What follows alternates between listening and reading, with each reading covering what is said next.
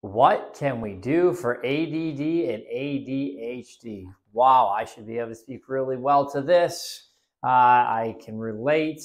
I'm actually on something right now that the reason we use it in our office is not for ADD and ADHD, but I spend a lot of my time on this because it's good for other things that we use it in our office, but it's actually good for anyone that struggles with ADD and ADHD. So yes, there are things that you can do. Just because you have it doesn't mean, oh no.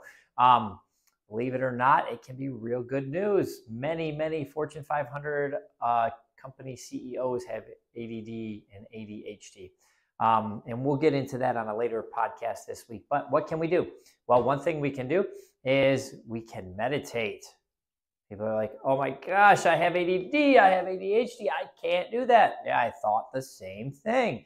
So I use what's called guided meditation. And guess what? I'm not very good at it, but it helps. It helps the focus and the concentration. I'm never going to be the guru of meditation, of sitting there in silence or in meditation. But man, when you practice that habit every day, or even just once in a while, you keep progressing and getting better. The next thing that we can do is we can take something from a nutritional perspective. One thing that can really help is increasing those omega-3s, which help the brain. And we can cut out things. What do you want to cut out?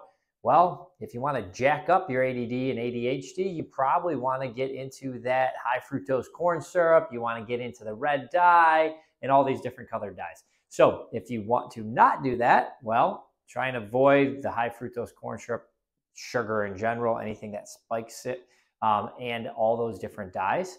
The other thing you can do is you can move, you can exercise. In our modern times, we don't get the movement. It's not just about going to the gym and exercising.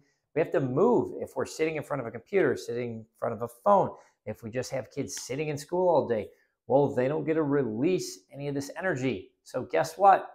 I don't care what you got. You could have no diagnosable ADD or ADHD. If you don't move, it's really hard to stay focused. Plus, we have many things that we get exposed to that give us all these little dopamine hits when we're looking at Facebook or we're looking at Instagram or we're looking at different things. And so it's harder to focus. So we should all have practice at focusing. One thing you can notice if you go and do a walk, if you go do any form of movement, swimming, biking, exercise like going to a gym, afterwards, you can actually focus better. And last but not least, what we do at our office, we do chiropractic treatments. We see it calm down the nervous system and help people, especially our kids, to be able to focus and maintain better results in focused activity, whether it be at school, whether it be in some type of endeavor like work. They can do it better when they get their nervous system to be more calm, more relaxed, take away some of that musculoskeletal tension. If you have any questions about this, just post below. We can try and answer it. Just realize, as the video is coming later this week, it could actually, ADD, ADHD can be used to your benefit.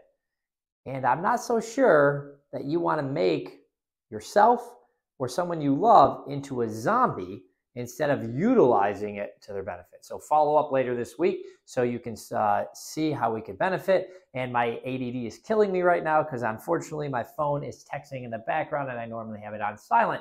So I am sorry, that is going to severely distract those of you that have ADD and ADHD. If you made it this long, give yourself a pat on the back, maybe do a big cheer out loud, because that was amazing if you made it this long. Everyone have a great week. I'm Dr. Keith here at Back to Health Wellness, just wobbling away.